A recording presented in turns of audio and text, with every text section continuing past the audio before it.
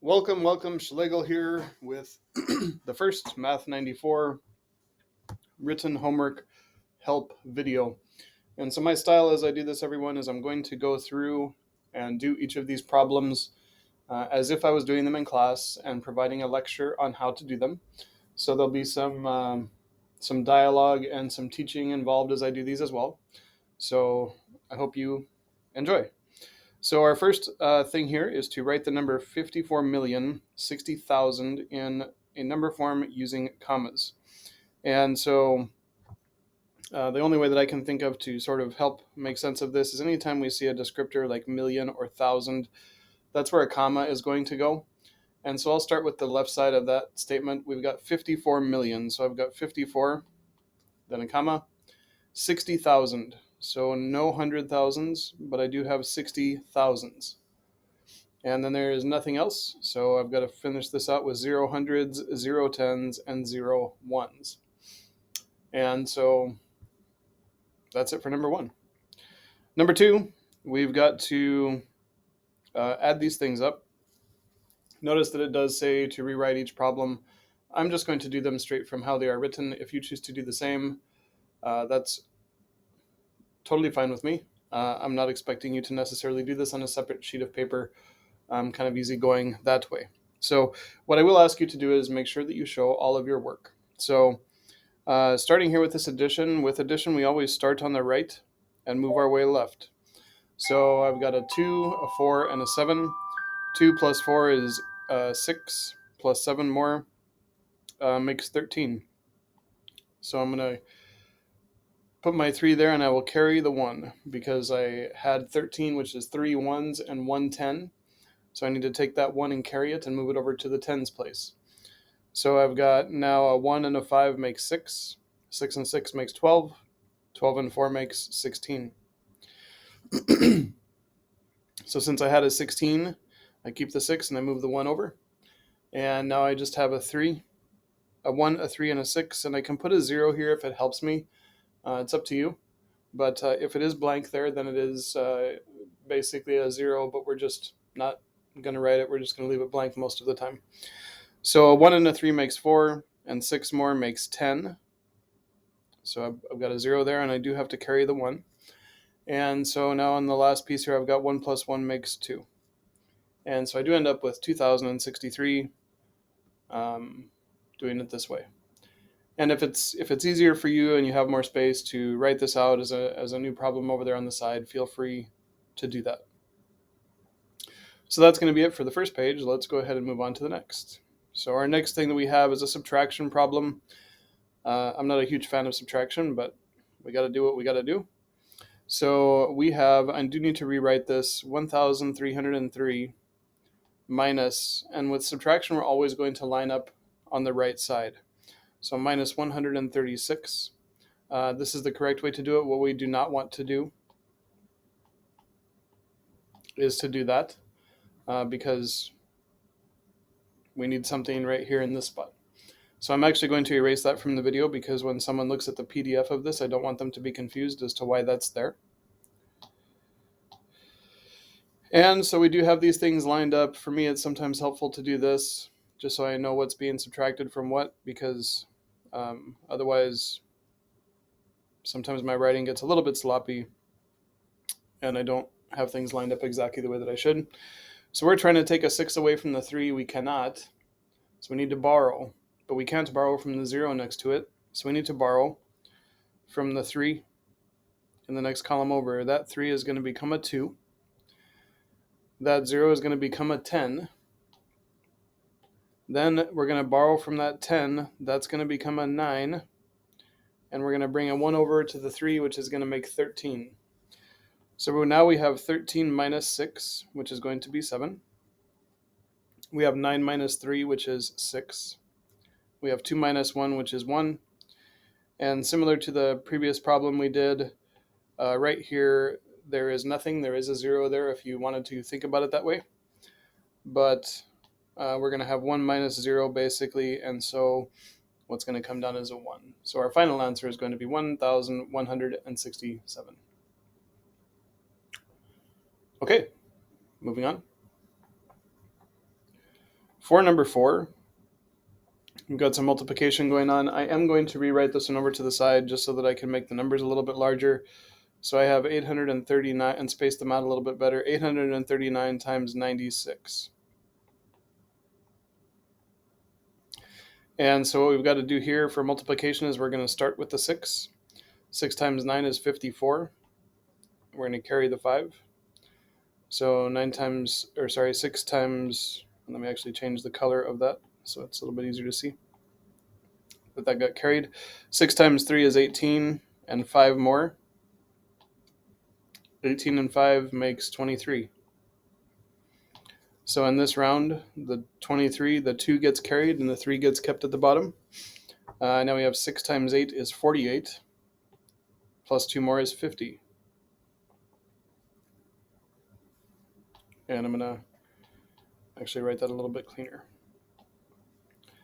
Now, I'm done with my 6. And I like to mark off that I've done that so that just so I don't accidentally start multiplying by 6 again. And we have used up our ones space. And so we actually do need to put a 0 here in the ones place because we are not using 0. We're not using ones now, we're using tens. And so we need our first number in this next row to be over in the tens position. So now we've got 9 times 9 is 81. So I will keep the 1 and carry the 8. 9 times 3 is 27. Plus 8 more is 35. And so I will carry the 3 and keep the 5. And then lastly, 9 times 8 is 72. Plus 3 more is 75. And so again, it's very important to keep things sort of lined up in these columns, just so when we do go to add these things up in just a moment, that they are lined up correctly and we end up with the correct answer. So now we are going to add these two rows. We've got 4 plus 0 is 4. 3 plus 1 is 4. 0 plus 5 is 5. 5 plus 5 is 10. Carry the 1. And 7 plus 1 more is 8.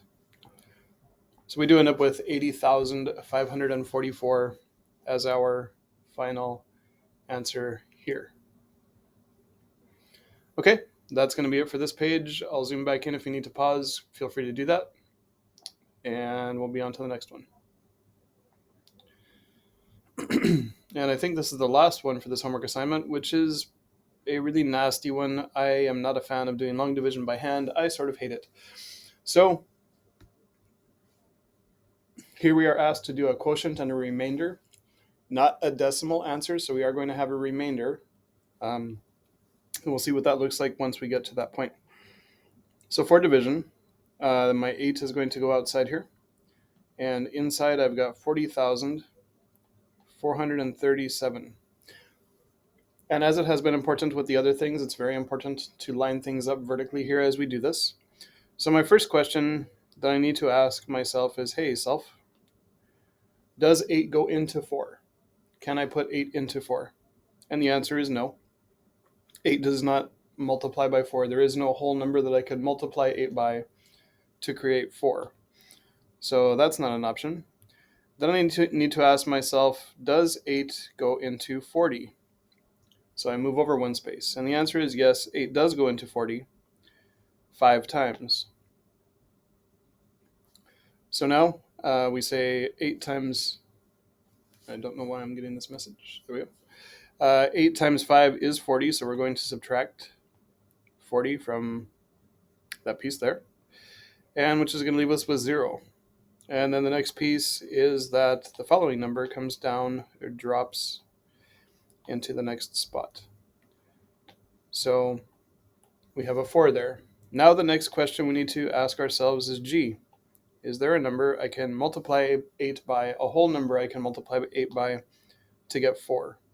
And the answer is no. So in this case, since there is no whole number I can multiply by, I say 0 up here. 8 goes into 4 0 times. Now the next thing that's going to happen is the following number is going to come down, which is going to give us 43.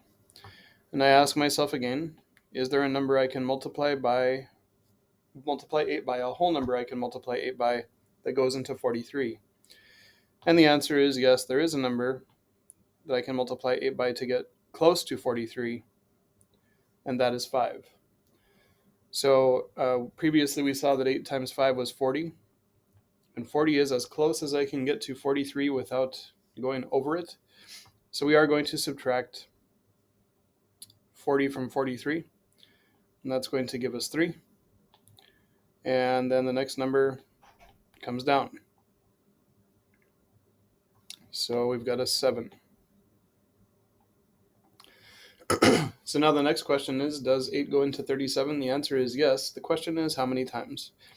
And so I can't go over, but I want to get as close as I can without going over. So my answer is going to be 4, because 8 times 4 is 32. And if I went up to 8 times 5, I would get 40, which is going over, and we can't have that. So 8 times 4 is 32. We are going to subtract 32 from 37, which does leave us with 5. Now the tricky part here is, we try to figure out, does 8 go into 5? The answer is no. And so if we were trying to produce a decimal answer, what we would have to do is put a decimal right there and add a 0, and then bring that 0 down, and we would have 50. And we would continue this process until we finally either decided to stop or it ended up dividing evenly. Because of the way this problem is written, we're not going to do that. It's asking us to do this in remainder form. So we have reached the place now where there are no more numbers to bring down. The 7 was the last one that came down. And we are left with a 5.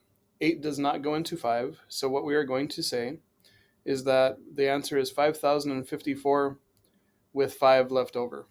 And so the way we write that is a capital R, 5, for remainder 5. I hope this video was helpful. I hope that you do great in Math 94. And I hope that you have an awesome day.